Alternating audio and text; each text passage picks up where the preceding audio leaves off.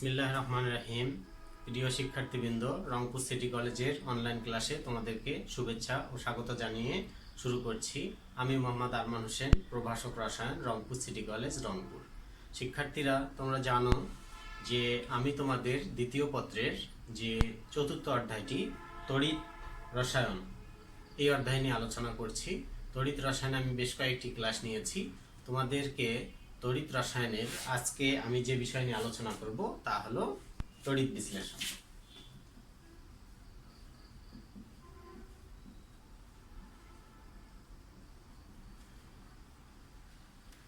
তড়িৎ বিশ্লেষণ কাকে বলে? যে প্রক্রিয়ায় কোনো তড়িৎ বিশ্লেষণের মধ্য দিয়ে তড়িৎ প্রবাহের ফলে কোনো পদার্থের বিয়োজন বা সঞ্চিতকরণ ঘটে তাকেই তড়িৎ বিশ্লেষণ বলা হয়। তো তড়িৎ বিশ্লেষণে তোমরা জানো যে একটা পাত্র নেওয়া,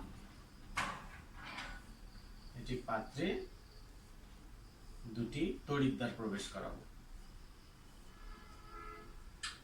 দুটি তড়িৎদ্বার প্রবেশ করালাম। শিক্ষার্থীরা, এটি একটি তড়িৎ বিশ্লেষণ কোষ। এখানে খেয়াল করো, তড়িৎ বিশ্লেষ্য পদার্থ সোডিয়াম ক্লোরাইড এবং দুটি তড়িৎদ্বার প্রবেশ করানো হয়েছে। তোমরা জানো তড়িৎদ্বার কি? তড়িৎদ্বার হলো যে পরিবাহী দণ্ড তার দ্বারা তড়িৎ বিশ্লেষণ কোষে তড়িৎ প্রবাহ চালনা করা হয়, তাকেই তড়িৎদ্বার বলা হয়। এখানে দুটি তড়িৎদ্বার রয়েছে। এই দুটি তড়িৎদ্বারের মধ্যে একটিতে জারণ ক্রিয়া সংঘটিত হয় আর একটিতে বিজারণ ক্রিয়া সংঘটিত হয়। তো যে তড়িৎদ্বারটিতে জারণ বিক্রিয়া সংঘটিত হয় সেই তড়িৎদ্বারকে আমরা বলবো অ্যানোড, আর যে তড়িৎদ্বারে বিজারণ ক্রিয়া সংঘটিত হয় তাকে ক্যাথোড বলা হয়ে থাকে। শিক্ষার্থীরা, তোমরা অনেকেই জানো যে কিছু কিছু বই বা এর আগের যে ক্লাসগুলো রয়েছে সেই ক্লাসগুলোতে হয়তো তোমরা শিখেছো যে তড়িৎ উৎসের ধনাত্মক প্রান্তের সঙ্গে যে তড়িৎদ্বার যুক্ত থাকে তাকে অ্যানোড বলা হয়, আবার ঋণাত্মক প্রান্তের সঙ্গে যুক্ত তাকে ক্যাথোড বলা হয়। আসলে এই কথাটি পুরোপুরি ঠিক নয়। সঠিক কথা হলো যে তড়িৎ বিশ্লেষণ কোষে যে তড়িৎদ্বারে জারণ বিক্রিয়া সংঘটিত হয় তাকেই আমরা অ্যানোড বলবো, আর যে তড়িৎদ্বারে বিজারণ বিক্রিয়া সংঘটিত হয় তাকে আমরা ক্যাথোড বলবো। তাহলে তোমাদেরকে এখানে যে জিনিসটা জানতে হবে যে তড়িৎদ্বার কি। তড়িৎদ্বার দুই ধরনের, একটা হলো অ্যানোড আর দুই হলো ক্যাথোড।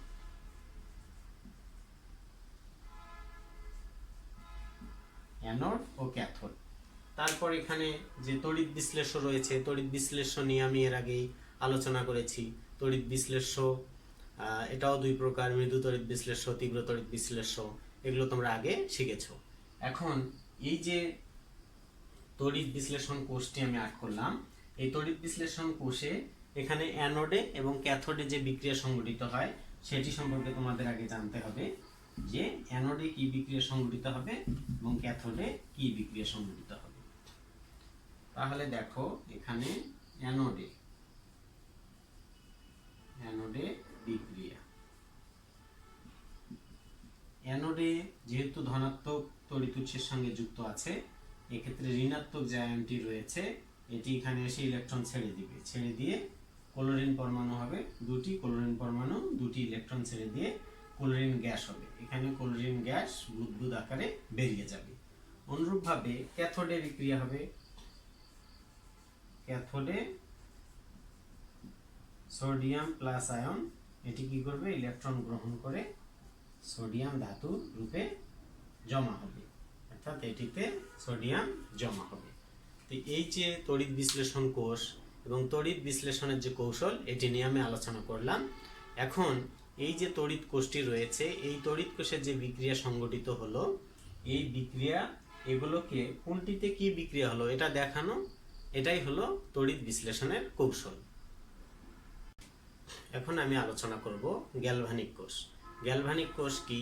গ্যালভানিক কোষ হলো যে তড়িৎ রাসায়নিক কোষে রাসায়নিক শক্তিকে তড়িৎ শক্তিতে রূপান্তরিত করা হয়, তাকেই গ্যালভানিক কোষ বলা হয়। এর আগে যে কোষটি নিয়ে আমি আলোচনা করলাম সেই কোষটি ছিল তড়িৎ বিশ্লেষণ কোষ। তড়িৎ বিশ্লেষণ কোষে তড়িৎ শক্তিকে রাসায়নিক শক্তিতে রূপান্তরিত করা হয়। তোমরা দেখেছো যে সোডিয়াম ক্লোরাইডের যে তড়িৎ বিশ্লেষণ কোষটি আমি দেখিয়েছিলাম, এই কোষটিতে তড়িৎ শক্তি যখন কোষটির মধ্যে চালনা করা হয়েছে তখন একটি তড়িৎদ্বারে ক্লোরিন গ্যাস উৎপন্ন হয়েছে, অপর তড়িৎদ্বারটিতে সোডিয়াম ধাতু জমা হয়েছে। তো এই কোষটি আগের কোষটির সম্পূর্ণ বিপরীত। গ্যালভানিক কোষ হলো যে কোষে বা যে তড়িৎ রাসায়নিক প্রক্রিয়ায় রাসায়নিক শক্তি তড়িৎ শক্তিতে রূপান্তরিত হয় তাকে আমরা বলবো গ্যালভানিক কোষ। আমি যদি এখন একটি গ্যালভানিক কোষের চিত্র আর্ট করি তাহলে তোমরা দেখো যে এটি একটি পাত্র, এটি আর একটি পাত্র, দুটি পাত্রে দুটি তড়িৎ বিশ্লেষ্য পদার্থ নিব। এই দুটি তড়িৎ বিশ্লেষ্য পদার্থের এখানে আমি যে চিত্রটি আর্ট করেছি দেখো, দুটি পৃথক দুটি কাচের পাত্রের মধ্যে একটিতে নিয়েছি জিঙ্ক সালফেট দ্রবণ, অপরটিতে নিয়েছি কপার সালফেট দ্রবণ। এটিতে একটি পরিবাহী দণ্ড প্রবেশ করেছি, এটি হলো জিঙ্ক দণ্ড, অপরটিতে একটি কপার দণ্ড। তো দুটি দণ্ডের মধ্যে যেটির বিভব পটেনশিয়াল বিভবের মান বেশি সেটি আগে ইলেকট্রন ছেড়ে দেবে, অর্থাৎ সেটি আগে জারণ বিক্রিয়া সংঘটিত হবে। তোমরা ধাতুর যে সক্রিয়তা সিরিজ রয়েছে এটি সম্পর্কে অবশ্যই জানো। ধাতুর যে সক্রিয়তা সিরিজ রয়েছে, এই ধাতুর সক্রিয়তা সিরিজে যে ধাতুটি উপরে অবস্থিত তার সক্রিয়তা বেশি এবং সেটি আগে জারিত হবে, সেটি আগে ইলেকট্রন ছেড়ে দিবে। তো যে আগে ইলেকট্রন সেটি ছেড়ে দিবে তার জারণ ক্রিয়া সংঘটিত হবে। একটু আগেই আমি বললাম যে তড়িৎদ্বারে জারণ বিক্রিয়া সংঘটিত হয় তাকেই অ্যানোড বলা হয়। এখানে দেখো কপার এবং জিঙ্ক এই দুটির মধ্যে জিঙ্কের পটেনশিয়াল বিভবের মান বেশি, তাই জিঙ্ক আগে ইলেকট্রন ছেড়ে দিবে। এই জিঙ্ক আগে ইলেকট্রন ছেড়ে দিয়ে যে বিক্রিয়া হবে, জারণ বিক্রিয়া হবে, সেটি দেখো জিঙ্ক দুটি ইলেকট্রন ছেড়ে দিয়ে জিঙ্ক +2 আয়ন হিসেবে দ্রবণে চলে আসবে, এখানে জিঙ্ক +2 হবে। অপরদিকে ক্যাথোডে যে বিক্রিয়া সংঘটিত হবে, ক্যাথোডে কপার +2 আয়ন দুটি ইলেকট্রন গ্রহণ করবে, করে কপার ধাতু রূপে মুক্ত হবে, এই তড়িৎদ্বারে কপার সঞ্চিত হবে। তাহলে দেখো এই তড়িৎদ্বারে জিঙ্কের জারণ বিক্রিয়া হয়েছে তাই এটি অ্যানোড, আর এই তড়িৎদ্বারে বিজারণ বিক্রিয়া সংঘটিত হয়েছে তাই এটি ক্যাথোড। এখন এই তড়িৎদ্বারটিতে যখন বিক্রিয়া সংঘটিত হবে, দুইটাকে যখন সংযুক্ত করা হবে, এই তড়িৎদ্বারে ইলেকট্রন ছেড়ে দিবে, অর্থাৎ এই তড়িৎদ্বারটি ঋণাত্মক আয়ন রূপে থাকবে, কারণ জিঙ্ক দুটি ইলেকট্রন ছেড়ে দিল, এই ইলেকট্রন দুটি এই তড়িৎদ্বারের মধ্যে থাকবে, এটি থেকে ইলেকট্রন এই দিকে প্রবাহিত হবে আর বিপরীত দিকে কারেন্ট প্রবাহিত হবে। এখন এই সংযোগ স্থলে যদি আমরা একটি বাল্ব সংযুক্ত করি তাহলে এই বাল্বটি জ্বলে উঠবে। তাহলে তোমরা খেয়াল করো এখানে যে রাসায়নিক শক্তি ছিল এই রাসায়নিক শক্তি তড়িৎ শক্তিতে রূপান্তরিত হয়ে গেল। এই তড়িৎদ্বারটিতে একদিকে জিঙ্ক দণ্ড ক্ষয়প্রাপ্ত হবে, দুটি ইলেকট্রন ছেড়ে দিয়ে জিঙ্ক আয়ন জিঙ্ক 2+ আয়ন দ্রবণে আসবে, অপরদিকে এই দ্রবণে যে কপার প্লাস আয়ন রয়েছে, কপার প্লাস আয়ন কি করবে, এই তড়িৎদ্বারে সঞ্চিত হবে, সঞ্চিত হয়ে ধীরে ধীরে এই তড়িৎদ্বার দুটির মধ্যে বিভব পার্থক্য শূন্য হয়ে যাবে। তো বিভব পার্থক্য যদি শূন্য হয়ে যায় তাহলে এই কোষটির ক্রিয়া বন্ধ হয়ে যাবে। তো কোষের ক্রিয়া চালু রাখার জন্য এখানে একটি লবণ সেতু যুক্ত করতে হবে।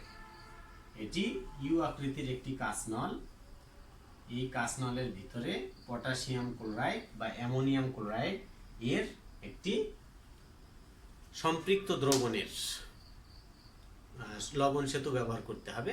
লবণ সেতু কি করবে, যে এই তড়িৎদ্বারে যেহেতু ক্যাটায়ন তথা জিঙ্ক 2+ আয়নের আধিক্য বেড়ে যাচ্ছে, এখান থেকে ঋণাত্মক আয়ন এখানে এসে এই ধনাত্মক আয়নের আধিক্যটাকে প্রশমিত করবে।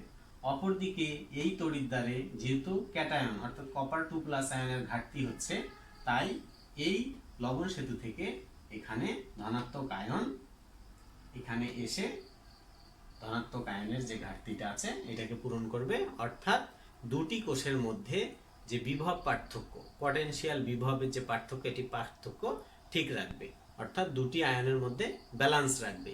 দুটি আয়নের মধ্যে যদি ব্যালেন্স থাকে তাহলে এই কোষটি সচল থাকবে। তো শিক্ষার্থীরা, এই কোষটিতে যেহেতু জিঙ্ক দণ্ড ক্ষয়প্রাপ্ত হয় তাই আমরা এই কোষের জ্বালানি হিসেবে জিঙ্ক দণ্ডকেই বলবো এই কোষের জ্বালানি। জিঙ্ক দণ্ডটি ধীরে ধীরে ক্ষয়প্রাপ্ত হয়ে এটি নিঃশেষ হয়ে যাবে। যখন জিঙ্ক দণ্ড নিঃশেষ হয়ে যাবে তখন কোষের ক্রিয়াও বন্ধ হয়ে যাবে। এই কোষের বিক্রিয়াটিকে সচল রাখার জন্য আমাদেরকে আবার নতুন করে জিঙ্কের দণ্ড প্রবেশ করাতে হবে। এটি ছিল গ্যালভানিক সেল।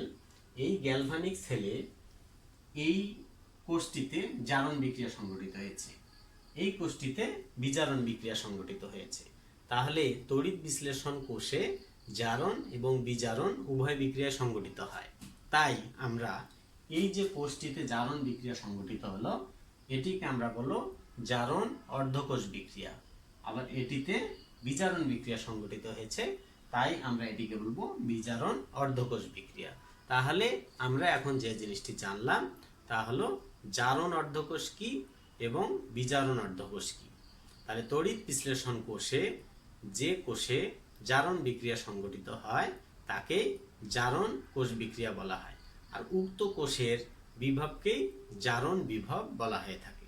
আবার তড়িৎ বিশ্লেষণ কোষে যে কোষে বিজারণ বিক্রিয়া সংঘটিত হয় তাকে বিজারণ অর্ধকোষ বলা হয়। বিজারণ অর্ধকোষের যে বিভব সে তাকে বিজারণ বিভব বলা হয়ে থাকে। আশা করি তোমরা এটা বুঝতে পেরেছো। এখন এই কোষটিতে যে জারণ বিক্রিয়া সংঘটিত হয়েছে এই জারণ বিক্রিয়াটিকে আমরা এভাবে প্রকাশ করব। এটি হলো কোষ সংকেত। এই যে কোষটির মধ্যে যে জারণ অর্ধ বিক্রিয়া সংঘটিত হয়েছে, এখানে দেখো জিঙ্ক তড়িৎদ্বার ছিল, এটি দুটি ইলেকট্রন ছেড়ে দিয়ে জিঙ্ক 2+ আয়নে পরিণত হয়েছে, এটি হলো জারণ অর্ধকোষ। তাহলে জারণ বিক্রিয়াকে আমরা অক্সিডেশন বলতে পারি, অর্থাৎ অক্সিডেশন রিঅ্যাকশন।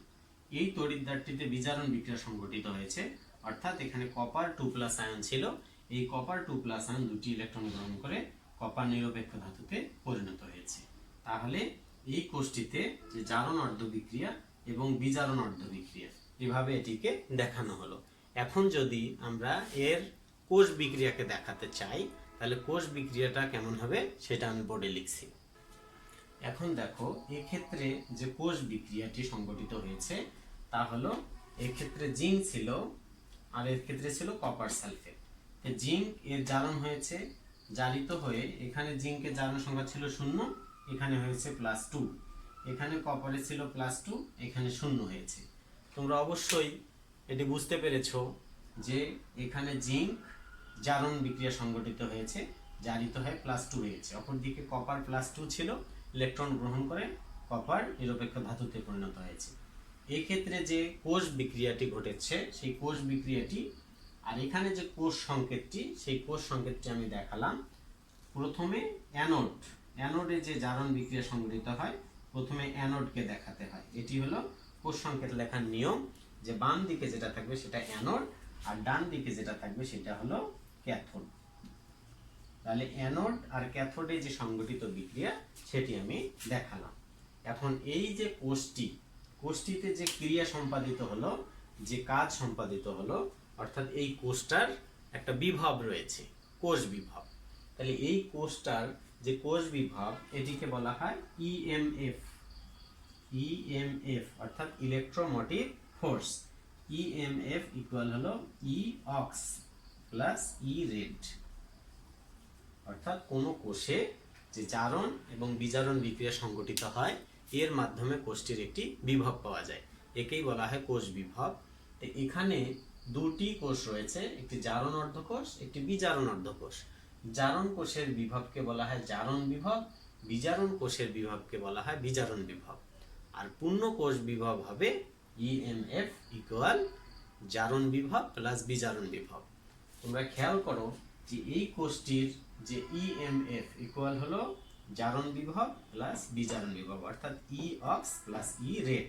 তাহলে এখানে অক্সিডেশন হয়েছে জিঙ্কের, তাই আমি লিখতে পারি ই জিঙ্ক স্ল্যাশ জিঙ্ক +2 আয়ন plus E copper +2 slash copper ion.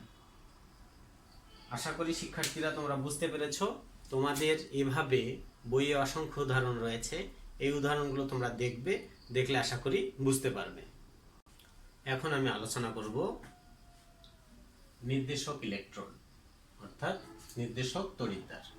নির্দেশক তড়িৎদ্বার হলো যে কোনো একটি তড়িৎদ্বার থাকে যে তড়িৎদ্বারের সাপেক্ষে অন্য তড়িৎদ্বারের তড়িৎ বিভব নির্ণয় করা যায়। তো নির্দেশক তড়িৎদ্বার দুই ধরনের হয়ে থাকে, একটা হলো প্রাইমারি নির্দেশক তড়িৎদ্বার আর একটি হলো সেকেন্ডারি নির্দেশক তড়িৎদ্বার। তো প্রাইমারি নির্দেশক তড়িৎদ্বার কাকে বলে? যে তড়িৎদ্বারের বিভব সরাসরি নির্ণয় করা যায়। আবারও বলছি, যে তড়িৎদ্বারের বিভব সরাসরি নির্ণয় করা যায় তাকে প্রাইমারি নির্দেশক তড়িৎদ্বার বলা হয়। এরূপ একটি নির্দেশক তড়িৎদ্বার রয়েছে, সেটি হলো প্রমাণ হাইড্রোজেন তড়িৎদ্বার। প্রমাণ হাইড্রোজেন তড়িৎদ্বার। তারপর দেখো সেকেন্ডারি নির্দেশক তড়িৎদ্বার। সেকেন্ডারি নির্দেশক তড়িৎদ্বার হলো যে নির্দেশক তড়িৎদ্বারের বিভব সরাসরি নির্ণয় করা যায় না, প্রাইমারি নির্দেশক তড়িৎদ্বারের ব্যবহার করে কোষ গঠন করে তারপর তার বিভব নির্ণয় করা যায়, তাকেই সেকেন্ডারি নির্দেশক তড়িৎদ্বার বলা হয়। তো সেকেন্ডারি নির্দেশক তড়িৎদ্বার বিভিন্ন ধরনের তড়িৎদ্বার রয়েছে, যেমন ক্যালোমেল ইলেকট্রোড, তারপর সিলভার ক্লোরাইড তড়িৎদ্বার, তারপর কুইন হাইড্রোন তড়িৎদ্বার, বিভিন্ন ধরনের সেকেন্ডারি নির্দেশক তড়িৎদ্বার রয়েছে। তো তোমাদের এখন আমি আলোচনা করব যে প্রমাণ হাইড্রোজেন তড়িৎদ্বারের গঠন নিয়ে। এরকম একটি পাত্র নিব,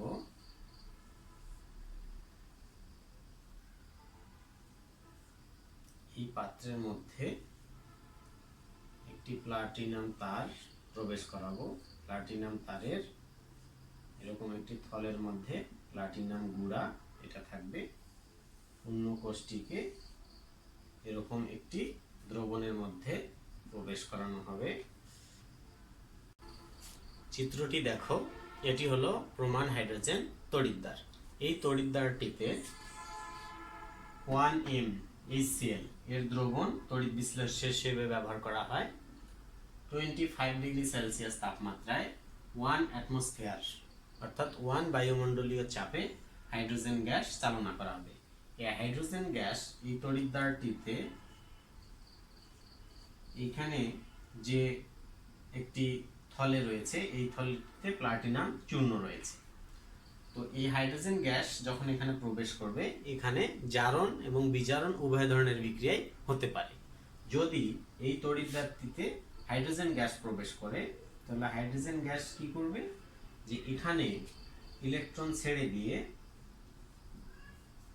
2H+ আয়ন হিসাবে সংগঠিত হতে পারে, অর্থাৎ এটি বিজারণ বিক্রিয়া। আর যদি কোষটিতে জারণ বিক্রিয়া সংগঠিত হয়, তাহলে কি ঘটবে, যে এই কোষটিতে যে H+ আয়ন রয়েছে অ্যাসিডের, এটি দুটি ইলেকট্রন গ্রহণ করবে, দুটি হাইড্রোজেন আয়ন ইলেকট্রন গ্রহণ করে হাইড্রোজেন গ্যাস হিসাবে এটিতে বুদবুদ আকারে বের হবে। তাহলে এটি যেহেতু একটি রেফারেন্স তড়িৎদ্বার অর্থাৎ নির্দেশক তড়িৎদ্বার, এই তড়িৎদ্বারের বিভবকে আমরা ইচ্ছাকৃত শূন্য ধরব, অর্থাৎ প্রত্যেকটি তড়িৎদ্বারের জন্য তড়িৎ বিভব নির্ণয় করার জন্য একটি নির্দেশক তড়িৎদ্বার প্রয়োজন হয়। অর্থাৎ একটি তড়িৎদ্বারের সাপেক্ষে অন্য তড়িৎদ্বারের যে বিভব, সেটাকেই বের করার জন্য এই স্ট্যান্ডার্ড একটি তড়িৎদ্বার নির্ণয় করা হয়। এই হাইড্রোজেন তড়িৎদ্বার এটি একটি স্ট্যান্ডার্ড তড়িৎদ্বার।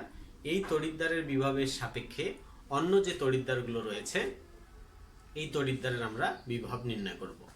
তো এই যে হাইড্রোজেন তড়িৎদ্বারটি রয়েছে, এই তড়িৎদ্বারের যে বিভব মান রয়েছে, এই বিভব মানটিকে আমরা ইচ্ছাকৃত শূন্য ধরব, অর্থাৎ এই কোষটির যে EMF এটি শূন্য। এখন এই হাইড্রোজেন তড়িৎদ্বারটির সাপেক্ষে অন্য যে তড়িৎদ্বার আমরা যুক্ত করব, যুক্ত করে যে বিভব পাবো তা ওই কোষের বিভব। অর্থাৎ এই হাইড্রোজেন তড়িৎদ্বারের সাপেক্ষে জিঙ্ক যে তড়িৎদ্বারটি আমরা এর আগে পেলাম গ্যালভানিক সেলে, এর সাথে যুক্ত করে ওই কোষটির যে EMF পাবো তাই হবে জিঙ্কের বিভব, অর্থাৎ জিঙ্ক তড়িৎদ্বারের বিভব। অপরপক্ষে এর সাথে যদি আমি কপার তড়িৎদ্বার যুক্ত করি, তাহলে যে বিভব পাবো তাই হবে কপারের প্রমাণ বিভব। এইভাবে যতগুলো কোষ রয়েছে, কোষ বিভব রয়েছে, সবগুলো কোষ বিভব নির্ণয়ের ক্ষেত্রে এই হাইড্রোজেন তড়িৎদ্বারকেই প্রমাণ তড়িৎদ্বার বিভব হিসাবে ধরা হয়ে থাকে। তো শিক্ষার্থীরা, আমি প্রমাণ হাইড্রোজেন তড়িৎদ্বারের গঠন, এটিকে কি কাজে ব্যবহার করব তা আমি আলোচনা করলাম। আশা করি তোমরা বুঝতে পেরেছো। এখন দেখো আমি কিছু কোষের কোষ বিভব রেখেছি, এখানে প্রত্যেকটির বিজারণ বিভবের মান দেয়া আছে। তোমরা ধাতুর যে সক্রিয়তা সিরিজ রয়েছে এই ধাতুর সক্রিয়তা সিরিজটা খেয়াল করবে যে সক্রিয়তা সিরিজে হাইড্রোজেনের উপরে যে ধাতুগুলো রয়েছে তা যদি হাইড্রোজেন তড়িৎদ্বারের সঙ্গে সংযুক্ত করা হয় তাহলে হাইড্রোজেন তড়িৎদ্বার বিজারণ তড়িৎদ্বার হিসেবে কাজ করবে, আর উক্ত তড়িৎদ্বারটি জারণ তড়িৎদ্বার হিসেবে কাজ করবে। তো জারণ তড়িৎদ্বারের বিভবকে জারণ বিভব, আবার হাইড্রোজেনের নিচে যে ধাতুগুলো রয়েছে এগুলোকে যদি হাইড্রোজেন তড়িৎদ্বারের সাথে যুক্ত করা হয় তাহলে হাইড্রোজেন তড়িৎদ্বারটি জারণ তড়িৎদ্বার হিসেবে কাজ করবে, অর্থাৎ উক্ত বিভবকে আমরা জারণ বিভব হিসেবে পাবো। আর তার সাথে যুক্ত যে তড়িৎদ্বারগুলো রয়েছে সেই তড়িৎদ্বারগুলোকে আমরা বিজারণ তড়িৎদ্বার হিসেবে পাবো। তো শিক্ষার্থীরা তোমরা খেয়াল করো যে এখানে জিঙ্কের বিজারণ বিভবের মান দেয়া আছে -0.76, অর্থাৎ জিঙ্কের যদি বিজারণ বিভব আমরা পাই তাহলে হবে -0.76। এখন এটিকে যদি আমরা রিভার্স করি অর্থাৎ উল্টাভাবে পেতে চাই, অর্থাৎ এখানে যদি আমি জিঙ্ক দিই আর এখানে যদি জিঙ্ক 2+, তাহলে এর সামনে চিহ্নটা চেঞ্জ হয়ে যাবে, অর্থাৎ এটি যদি জারণ বিভব রূপে আমরা উপস্থাপন করি তাহলে জারণ বিভবের মান আসবে +0.76। অপর দিকে দেখো কপারের বিজারণ বিভবের মান +0.34 ভোল্ট। এখন এটিকে যদি আমরা জারণ বিভব হিসেবে উপস্থাপন করি তাহলে সেক্ষেত্রে এই চিহ্নটি চেঞ্জ হয়ে যাবে, অর্থাৎ এটি মাইনাস হয়ে যাবে।